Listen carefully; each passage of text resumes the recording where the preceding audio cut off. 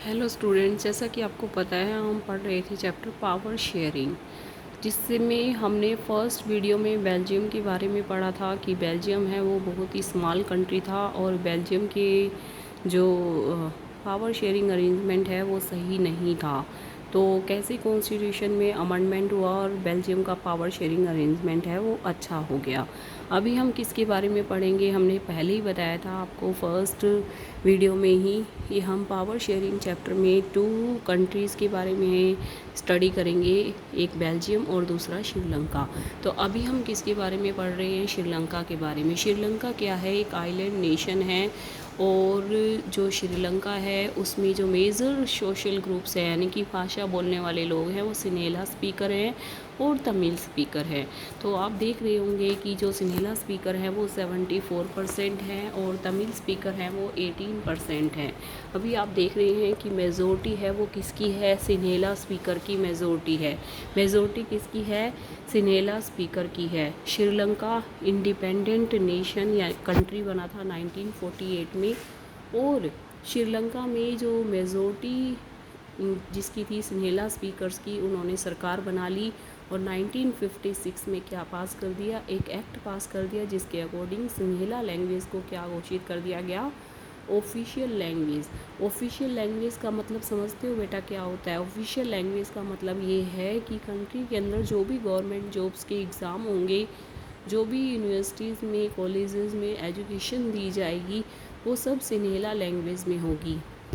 Then क्या हुआ आपको पता है, तमिल स्पीकर की अपने आप को एलिनेशन की फीलिंग का मतलब होता है बहुत ही अलग थलग सा फील करने लग गए। उनको ऐसा लगा कि they felt that the constitution and the government policy denied them equal political rights and discriminated against them in getting jobs.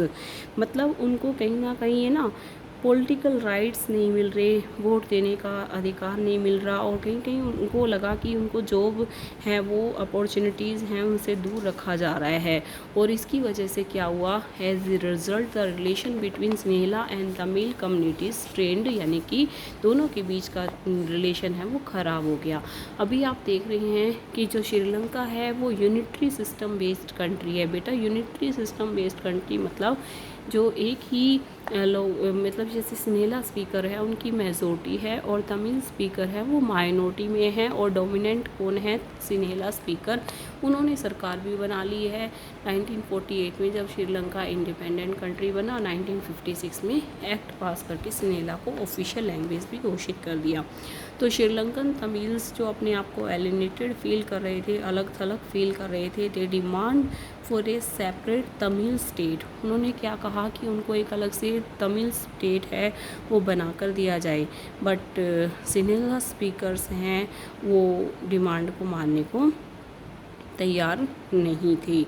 तो क्या हुआ, डिस्ट्रस्ट बिटवीन 2 कम्युनिटीज़ इंक्रीज़ होता गया और धीरे धीरे ये डिस्ट्रस्ट है किस में बदल गया, कॉन्फ्लिक्ट में बदल गया। और बेटा कॉन्फ्लिक्ट किस में बदल गया, सिविल वॉर में।